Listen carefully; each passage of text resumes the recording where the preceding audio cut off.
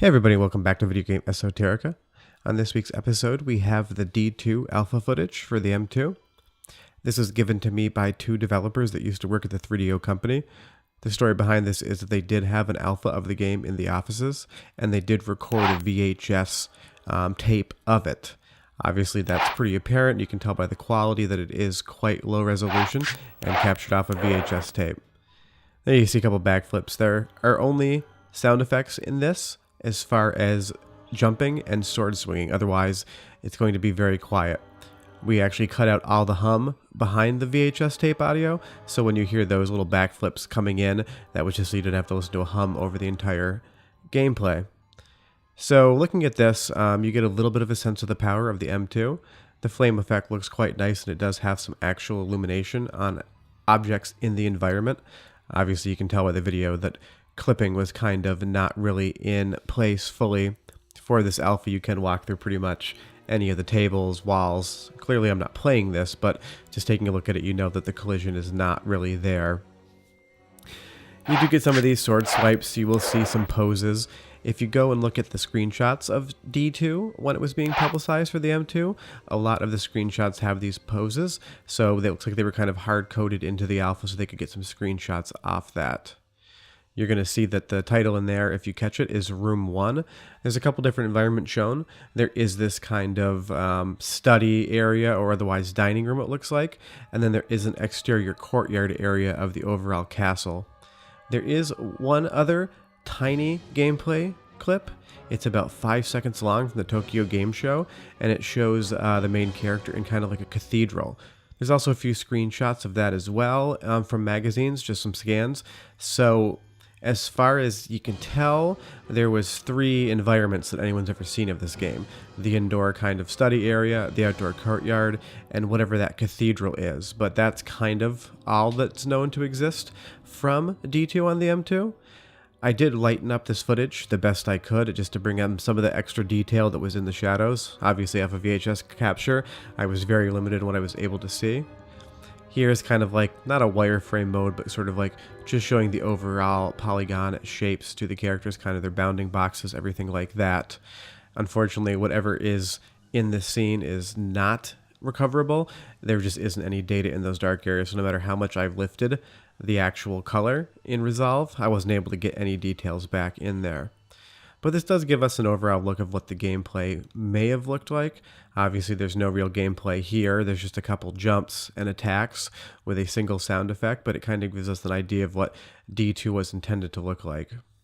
It is nice to see kind of, the screen space illumination. A lot of those light sources do affect objects around them, so you do get a better sense of what the M2 may have been capable of doing. In interviews with Kenji Ino when he was developing this, they actually started on the M2 version that had 4 megabytes of RAM and a single PowerPC 602 processor.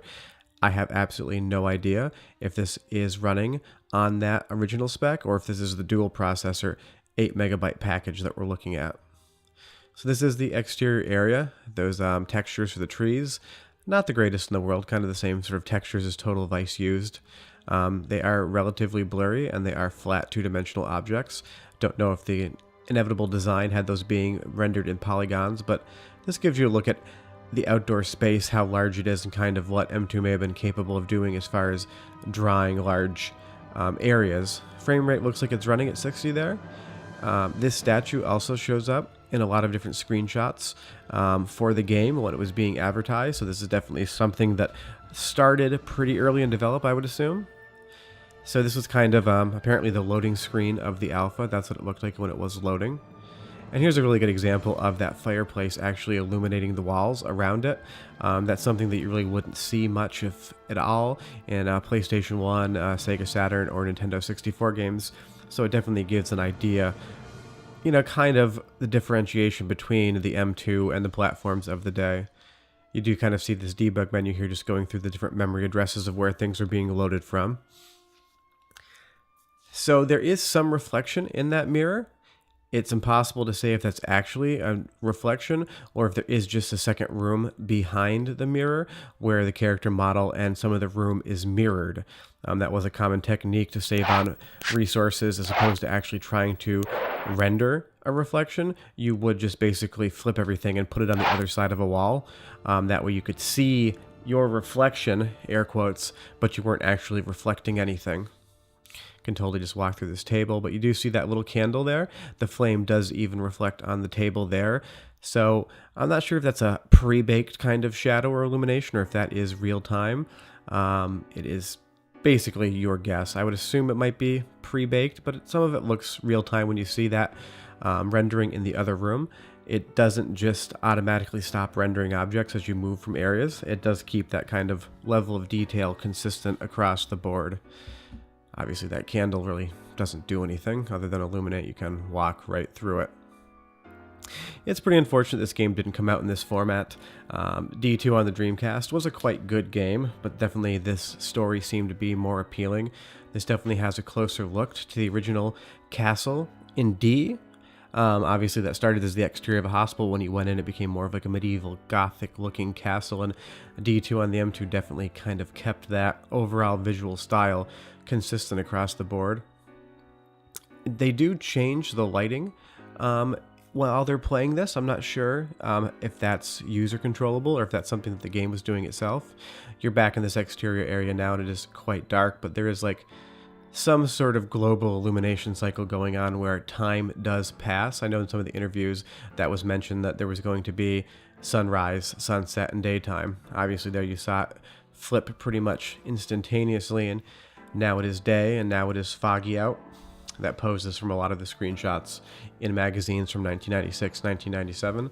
And you do get a bird flying around just to kind of populate the environment a little bit. Obviously this wasn't very far along in development, but there really isn't a lot going on in the world. I'm sure that would have been added in secondarily, but they at least had time to design and code a bird into the demo. As far as where this occurs in the game, anybody's guess. Obviously it's outside the castle. I'm not sure if you're trying to get into the castle, if you're trying to escape. That is really anybody's question. And there you go, you see it turns back to nighttime again. I would assume when they captured this at 3DO, they played everything that was available. I mean, it's possible that there is more gameplay that we're just not seeing, but my assumption is kind of, if it was on the VHS tape, it's there. If it's not, then it probably didn't exist, because they do spend so much time in these two little areas. I'm not sure if this alpha went out to different magazines that may have had pre-release M2 hardware, because all of the screenshots basically come from these areas. Better guess would be that the 3DO company or Warp themselves actually sent these out as JPEGs or whatever format they were using at that point in time. There he goes back into his pose again. But that's kind of what D2 was going to look like. I've searched high and low to see if these files exist. I've probably chased 12 different stories of some collector somewhere possibly having them. Oh, there's more birds now. Now you get like 4 or 5. That's fun. Every lead I've had has been a dead end. Not so much that it doesn't get answered, but that everyone says it doesn't exist, they don't have it. I mean, there's an offhand chance that this could be sitting in a collector's hand somewhere, locked away in a closet someplace. That is unfortunately a little bit of the byproduct of game collecting, especially with rare alphas and betas, is that a lot of times people have these things and unfortunately decide not to release them or show them off. It's just kind of for their own personal enjoyment. I kind of operate on the other end of the spectrum where anything that I acquire that I can release, I do. I know I've said this in other videos before, but if you do have any M2 hardware, if you need any help repairing it, if you're missing files, please just leave a comment in the comments below and just ask me. I'm happy to give you whatever I have. It's taken me 10 years to collect all of this, but if I'm able to give it to you and I have it, you're more than welcome to it. Back inside again, you see a couple different camera angles. Texture work is pretty good. I mean, it's a little blurry. Obviously, this is the alpha, so I'm sure that would have been cleaned up a bit, but it definitely has a cleaner look than something you're going to see in like Resident Evil for the PlayStation 1 or specifically Deep Fear for the Saturn, which was a fun game, but graphically pretty messy. I mean, Nintendo 64, you're going to have some of the same texture filtering, but definitely not to as blurry of a level as you're getting in M2. You're getting a lot cleaner texture here, even if you can walk right through the wall. And then this suit of armor guy just shows up. He's also in some of the screenshots. They kind of pretend to attack him here. It can't really tell. It looks like it's a sprite, but it does look like it almost has some sort of three-dimensionality to it. But I'm guessing it is a sprite or a texture because it doesn't seem to have any shadow casting ability. There you go. Apparently the protagonist of the game was able to flip a few times, swipe his sword. But really, that is D2. It never came out.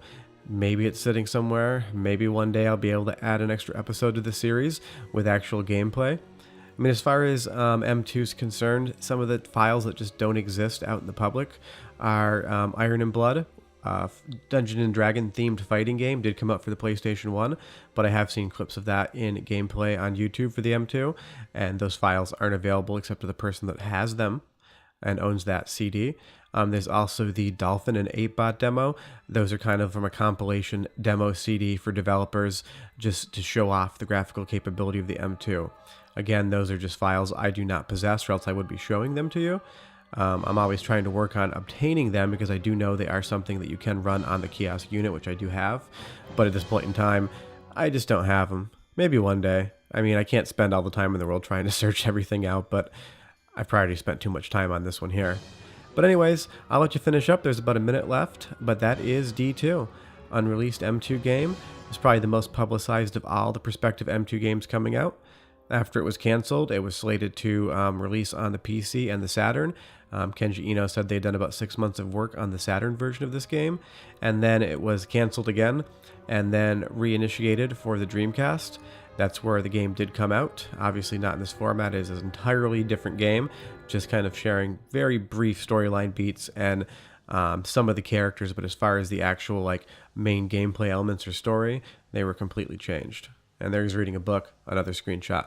But thanks so much for watching, guys. You can catch us on Instagram at Chicago Game Collector. Otherwise, we will be back next week with more episodes. So just stay tuned. Any questions or comments, just leave them below. If you like this video, please give us a like. And if you think about subscribing, that would be great. It helps us out. Otherwise, we'll see you guys next week.